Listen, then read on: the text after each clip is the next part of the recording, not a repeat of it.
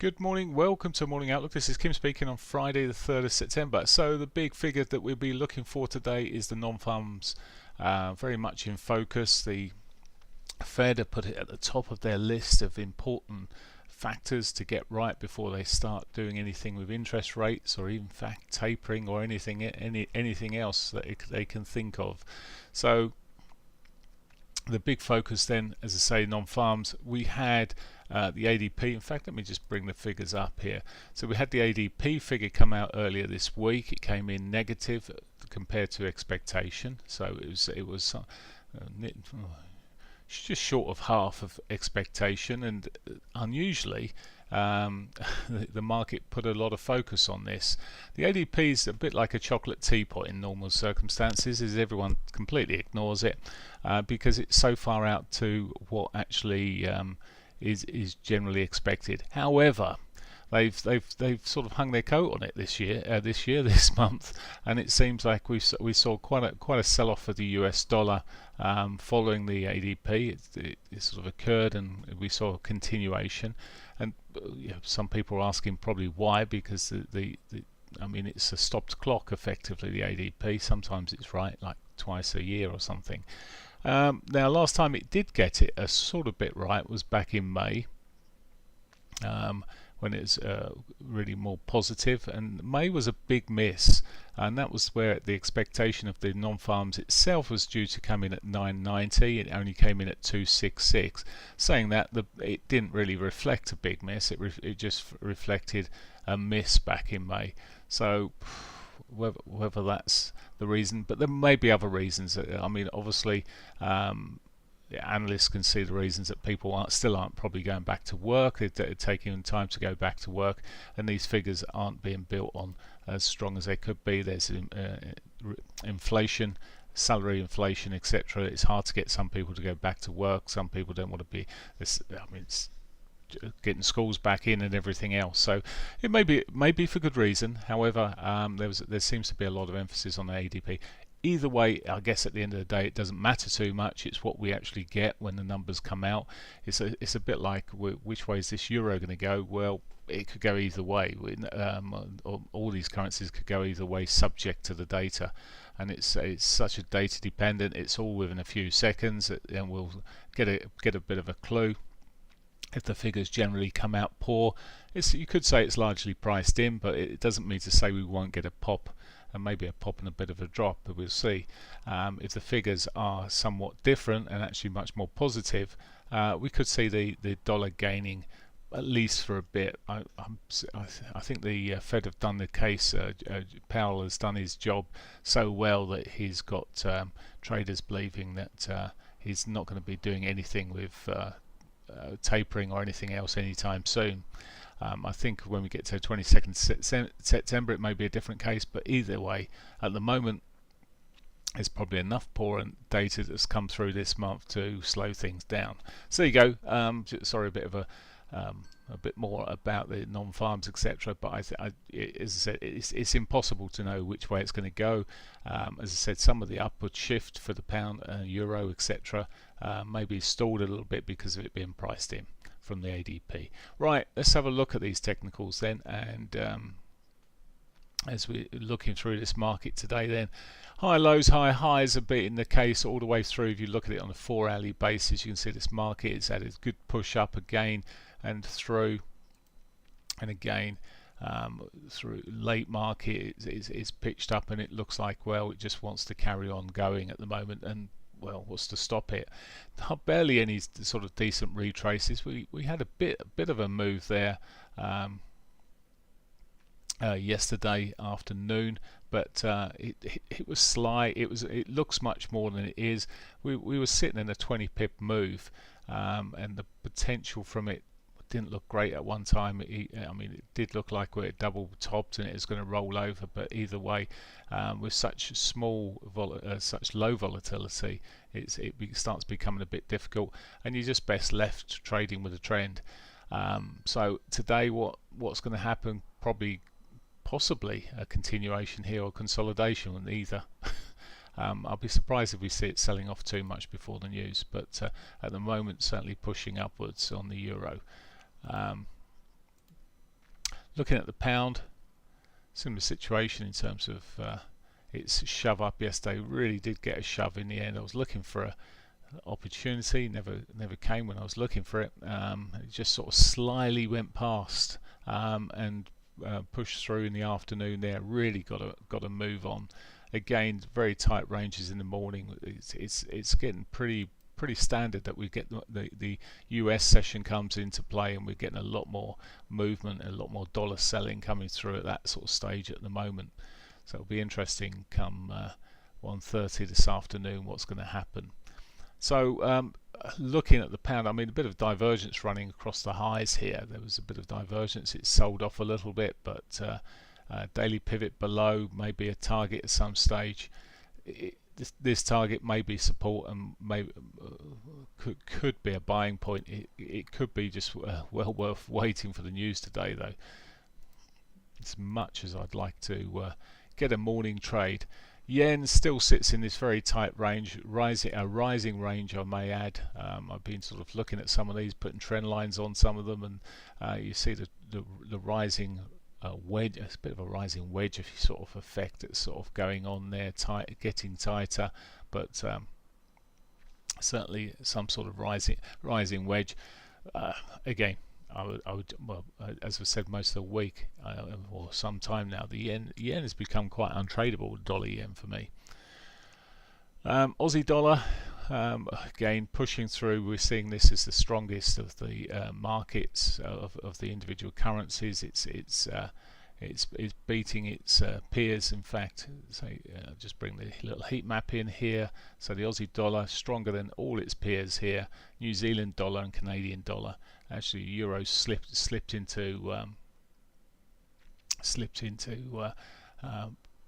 third place there. Craftily nicking third place away from the Canadian dollar. But commodities, this is typical risk on basis in terms of when you see the commodities pushing up. Swissy, well, it's not doing too bad here, but the yen being sold off. This is, as I say, well, it's being sold off very little actually. I mean, it's down against the Aussie dollar, but we're really seeing this. This is, as I say, risk on, where traders are off there looking for risk so early on a non-farm payrolls day. But there we are. Either way, it's pushing up at the moment. The Aussie dollar, strong movements, and again, high lows, high highs.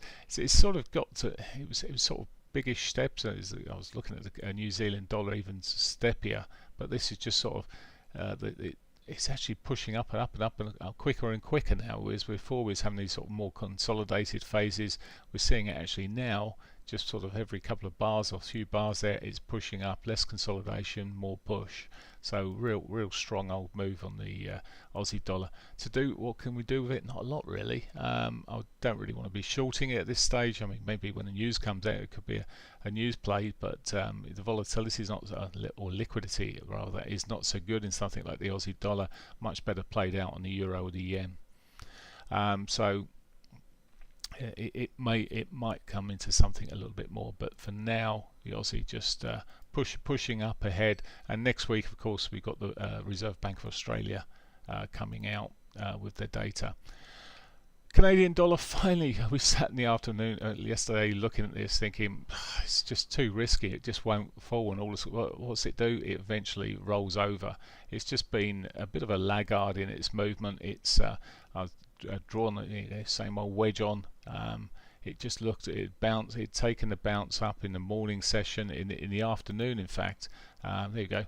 In the earlier that's morning. Beg your pardon. Even in the early afternoon, at one stage we saw it sort of pitching up a little bit, but then eventually, actually, it's after 3 there. It crumbled, ran, and off it went, taking out those prior lows. There was support up until then. That has disappeared. Again, well, there's divergence running across the lows here. There is a target daily pivot up there. Maybe it'll drift its way back, but lots of risk on a non-farm payrolls day. Looking at the other markets then, gold. Switching into gold, and well, what we've got going through here at the moment, gold has been consolidating all week pretty much. Again, this may be a day when we see a bit more decision. Either way, it's just sitting there very tight. I've actually drawn on the lines on here, but you just see how it's just sort of it's untradeable to me on an intraday basis. As I said yesterday, a lot of these markets, you're really coming out to the 4-hourly timeframes now. Even the euro, the pound, I'm finding myself looking at the 4-hourly time frame more and more to get an idea and keep an idea of the direction. But they're not making it easy for us as day traders. Okay, that's gold and oil. Good solid up day yesterday in the end. Didn't start off quite so speedily, but it got there. Pushed up into the 50, back into the previous trend line actually, perfectly. That was drawn well beforehand, he says. But pushed in the afternoon there, 12 o'clock session, afternoon session coming through. There we go, 4 o'clock it actually hit that, 4 o'clock it actually hit that trend line. Where to at the moment? Well, consolidation again, it's pulled back, it's consolidating where it is at the moment. It's a bit early doors and whatever. I personally, again, I prefer to trade the Western Texas oil afternoon.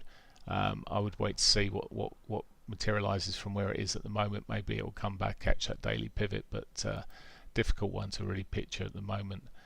Either way, it may be a bit more shielded, although the dollar action will give it a bit of a kicker. Okay, let's go and have a look at the markets overnight. Then the Asian session market of the Hong Kong 300 index there selling off overnight, so a bit of indecision coming through after 3 up days there.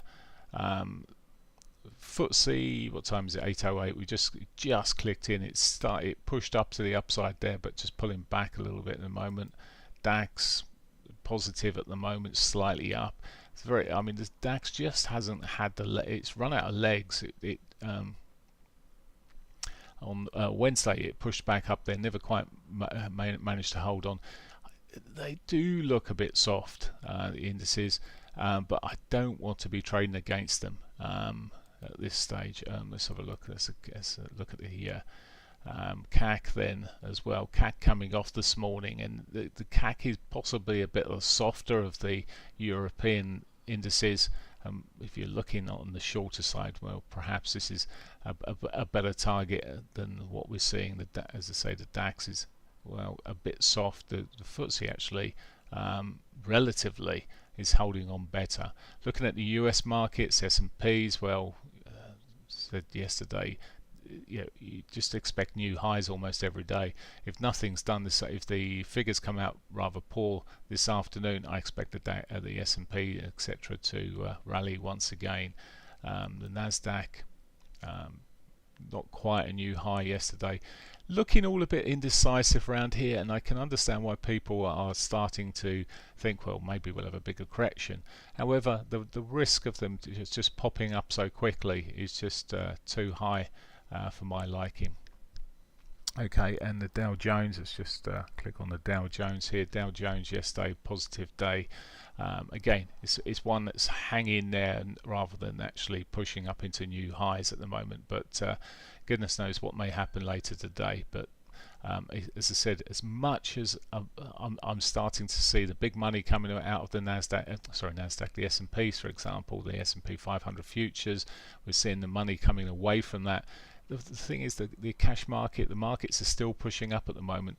Big money they've got deep pockets. You probably haven't got quite as deep pockets as them, and I would suggest you wait until there's confirmed lower highs, etc. to if you really want to be chipping the other side of this market. To capture the absolute top, as I heard someone say yesterday, what's the point? How many people all the way up here have thought about capturing the absolute top? Might have been right for a while, but soon got punished. Anyway, I will leave that thought with you. I wish you a safe trading of the non-farm payrolls later. Have a great day. Bye for now.